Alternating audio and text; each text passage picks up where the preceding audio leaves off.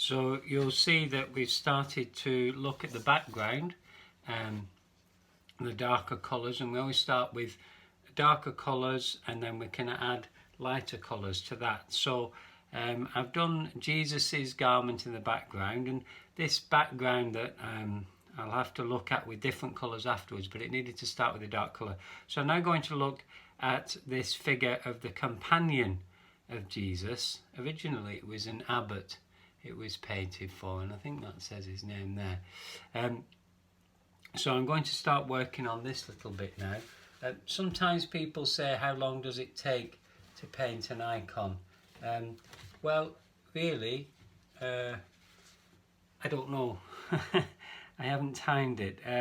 Some pieces can take, for me, 40 or 50 hours. This one, well, you can't tell at this stage, so but it could be maybe 20 hours. All of it being a prayer. So I'm going to be, you see I'm wearing a glove and also this piece of wood to try and make sure that I don't keep marking the gesso. I'm not going to talk now. I normally do this in silence and in prayer.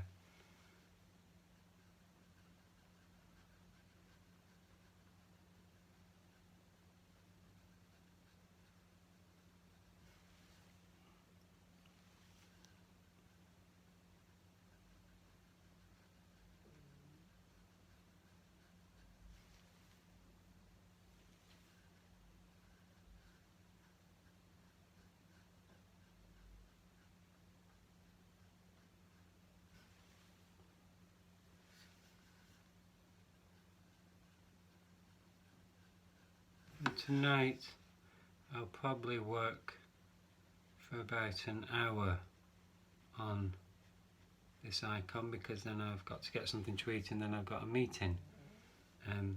Sometimes when I'm on retreat, then I can spend all day working on an icon. I did that when I was in Australia. Stayed in a little hut, a monastery, and spent the days working on an icon. So I spent a full 5 days working on an icon and then going over to the monastery for the different prayer times.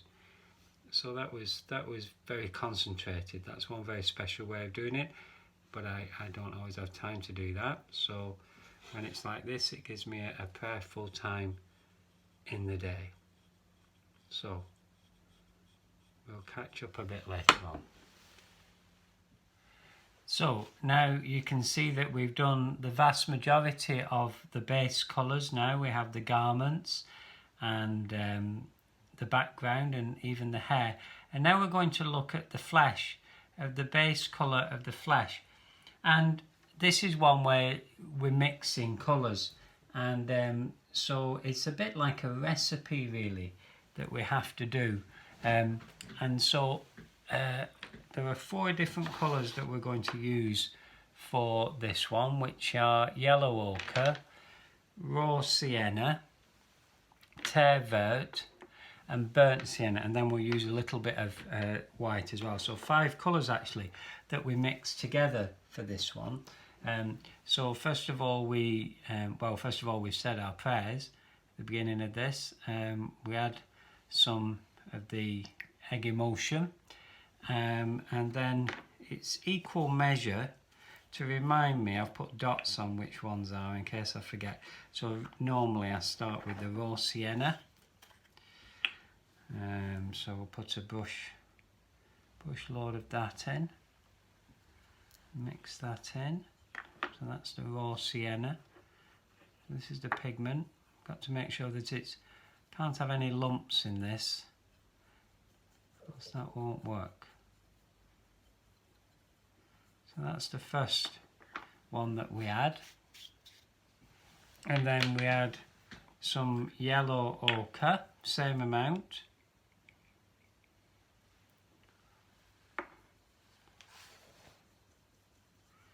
Mixing that together now.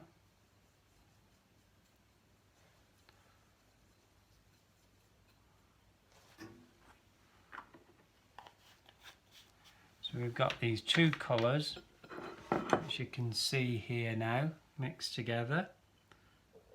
And I'm going to add the next colour and then I'll show you mixing. The next one is Terre Verte. Now we don't put as much in of that. This cools it down, this there, so it's a cooler colour. So I'm going to put that into the mix. You see it darkens it and it cools it. But then to contrast with that, we also add some burnt sienna. And this is a warmer colour, so this sort of warms up the colour.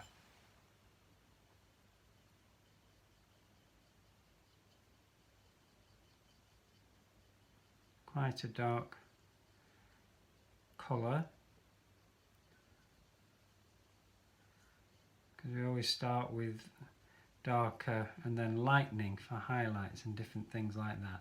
So we're starting to get this is starting to look the right sort of colour now for the base colour for a flesh tone for an icon. And then you add just a little bit of white to, the right word is opacify, so it makes it opaque, thickens it up, but not too much, not at this stage. And this is your base flesh colour now that we will start to paint onto the icon now. And then as you do highlights, I'll explain that to you, you start to add more yellow ochre and more white based on this mix that you make every time. So that's just showing you how you mix some of the colours. And now I'm going to start painting the face.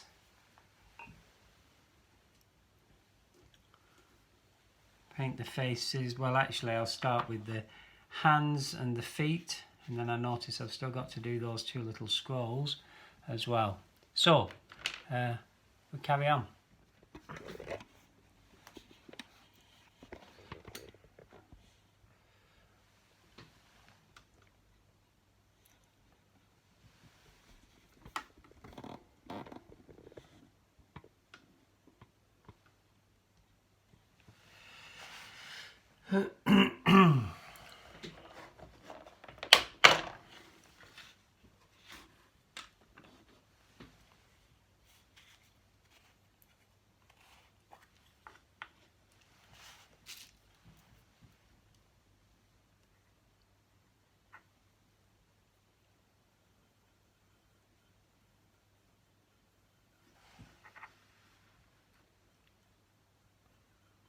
Into the left we go.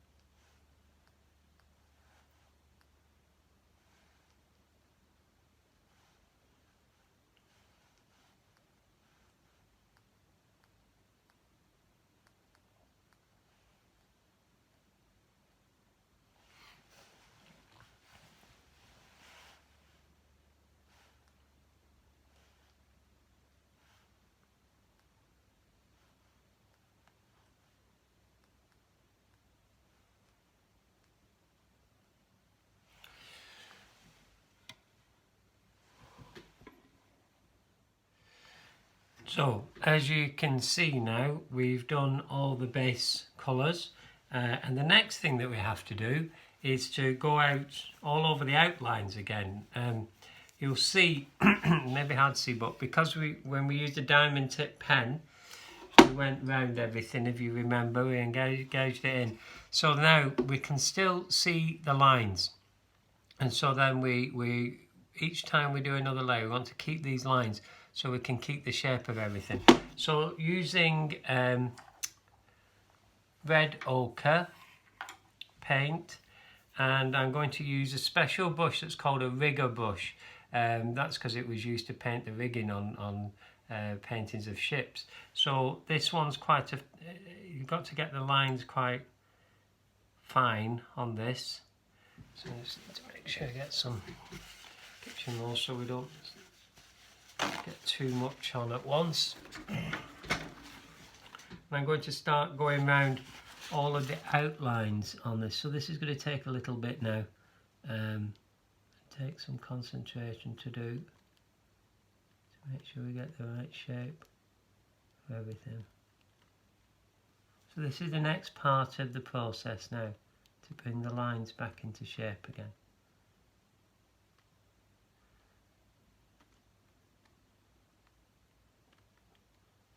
And then these will be blended in again as we carry on painting. So this is the next bit.